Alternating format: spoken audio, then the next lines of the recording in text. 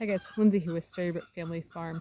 So one of the fun aspects of homesteading on a small amount of acreage is actually the creativity that you get to use to try to figure out ways to be more self-sufficient, more sustainable, and also to make it so it's cheaper.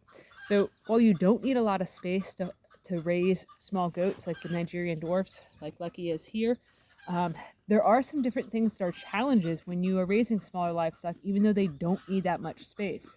So one of the things is if you only have a small amount of area that you can fence in and make a pasture, then the animals are going to become much more dependent upon you for providing all of their food because there just simply isn't enough grass for them to graze on. There's not enough browse. There's just not enough stuff. So that means that even in the summertime, when most people don't have to feed hardly any hay, you're going to have to feed hay. So for each Nigerian dwarf, I think it's like only like 150 square feet of space that they need in a pasture, so that way they are content. Um, they're not super happy at that, but they're not going to basically beat the crap out of each other or get sick and die in that tiny amount of space. That's what's recommended when you look online. But when you're looking at basically planning out a small homestead and you see that this animal requires only this amount of space and that amount of space, and you go, oh man, I only need like a half an acre of land then because I can do everything on that small space. If you are doing that and you're intensively raising animals in a small area, for one, you're going to have a lot more issues with parasites and worms and getting sick and diseases.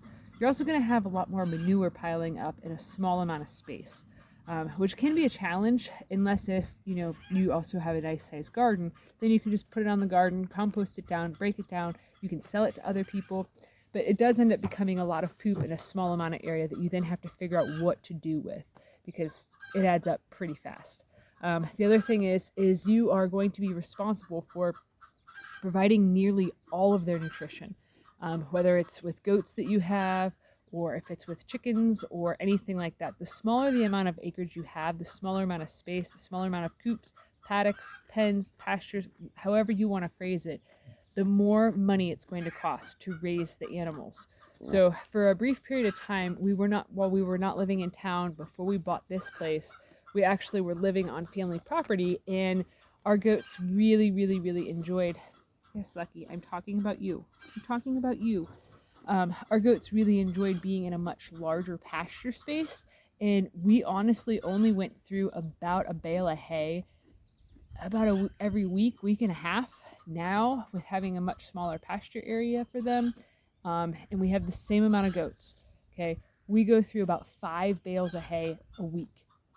Like, granted, right now we have 4 pregnant does, so that does make them eat a bit more. And goats are notorious for wasting hay, so there's a lot of waste, which also goes into the whole what are you going to do with the waste products of the poop, the spent hay, all of that stuff. So one of the creative solutions that we've done to make it so that way we save money with how expensive hay is, and when I'm talking about bales of hay, I'm talking the small square bales.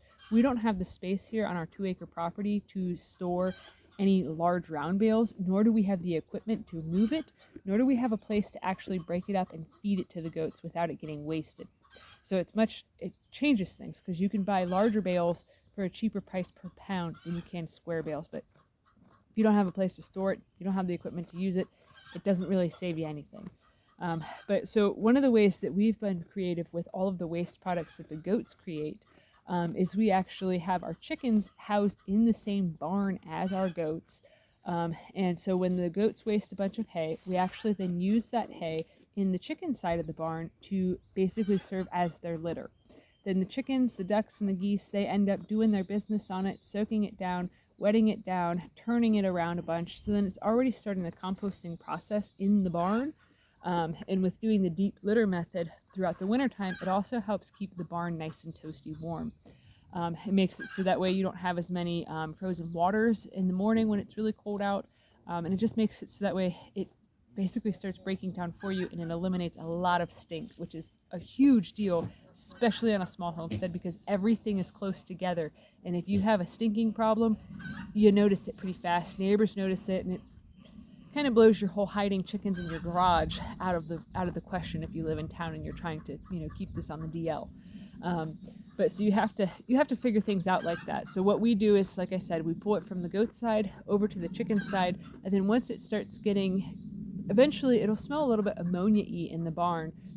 So then at that point, we then clean everything out, then set it in a pile relatively near the garden, watch for it to break down some, and then as it breaks down, we then put it on the garden. It's nice composted materials, and also the chickens will continue as it's breaking down to go stand on that pile, kick it around, break it down even further, get all the bad bugs out of it, find any seed heads and stuff like weed seeds throughout it. So it works really well.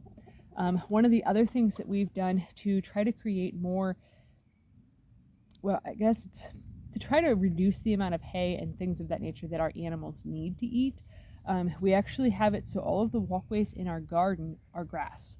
Where our garden's at, our property is 2 acres and about half of it is wooded, half of it is open. So it's very limited on where we can grow food at because we also have a septic tank and leach lines and all that stuff is in the cleared area where the best grass is.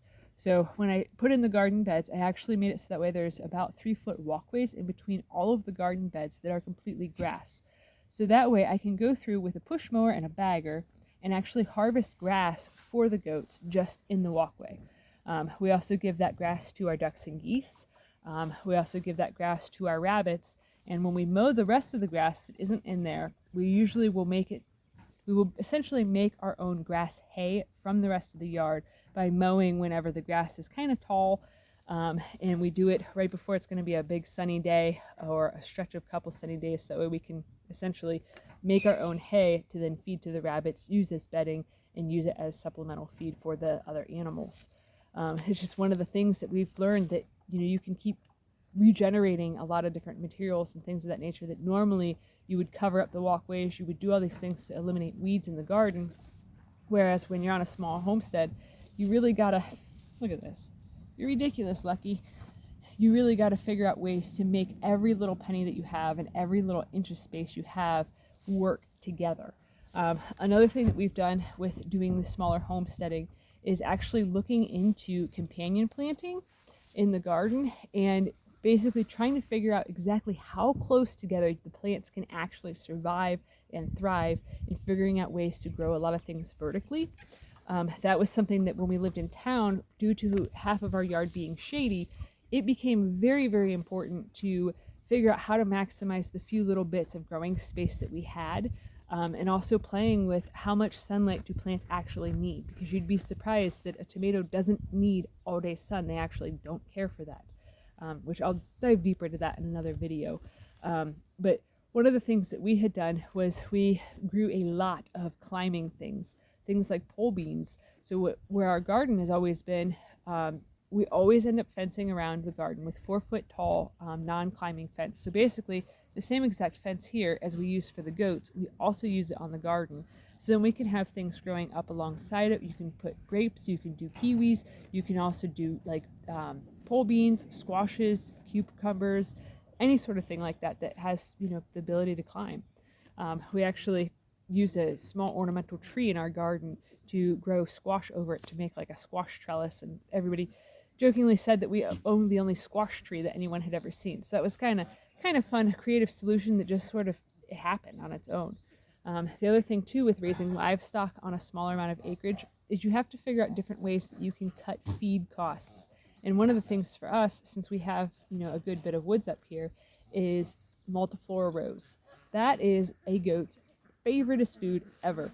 So I usually every day I'll go out while there's leaves on the roses. Lucky keeps trying to nibble on the back of my knee. It's very ticklish.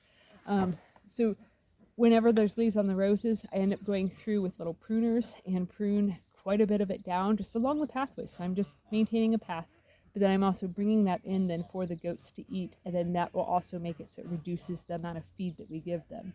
The chickens for us, we don't have to feed them very much simply because we raise Bantam chickens, which is a huge space saver and feed saver to raise the Bantams. They are about the size of a dove or a robin. So they aren't too much bigger than a quail, but they lay significantly larger eggs than the quail do, and you can free range them. That's why we don't raise quail anymore, is because we have the space now that we can free range. We're not hiding animals in our garage hoping that no one finds out.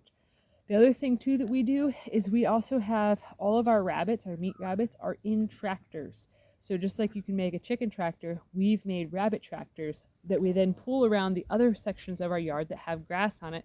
So I barely have to mow anything. So most of what I mow just goes right back to the animals anyways. So it's just one of the ways that we've done it to make it so that way we can create a lot of food throughout the summertime for the animals that would normally go out and forage for themselves, but they simply can't because there's not a way to put pasture everywhere. The other thing that we've done is we've fenced in part of our yard to grow things on the fence. When we lived in town, we just planted berry bushes around the entire perimeter of our property. Berry bushes. Well, he has a lot to say about that. We planted berry bushes and fruit trees going around the perimeter of our property to give us more privacy, but also to maximize that awkward space where none of your neighbors really want to do anything. You don't want to set anything up there because it's right next to your neighbor's house or your property line. It's kind of that awkward dead space. If you play with that awkward dead space a little bit and plant bushes and things of that nature, it makes it so that way you can grow a lot of abundance in a very small space that you can a lot of times take prunings of them and feed to your goats or your rabbits, and then, get meat or dairy or eggs or whatever out of your animals from things that you're already going to have to prune, already going to have to do. And it's a great way to save space, energy, make your homestead efficient, and then also give you more privacy while giving you a yield. So that's basically what we've done so far to figure out ways to be very creative in how we do animal feeding. And like I said, focus on growing vertically, just like they do in cities. Just like they do in cities of creating housing and office buildings by growing up because there's not room to grow out. That's exactly what you have to do when you're homesteading on a small space and trying to get a maximum yield. So if you guys have any questions on this or any comments to add, different ways that you've homesteaded on a small amount of space, and things that have worked for you, please leave it in the comment section below. It'd be great for everybody to be able to learn off of other people's experiences and things of that nature, because just because I have an experience where I live at doesn't mean that somebody else can do the same things or they found a better way, because I don't know everything. So yeah, if you guys are enjoying this content, please give this video a thumbs up, share it with your friends on social media, and if you haven't already, please subscribe to help us grow. We'd greatly appreciate it. All right, thanks for watching. Have a good one, guys.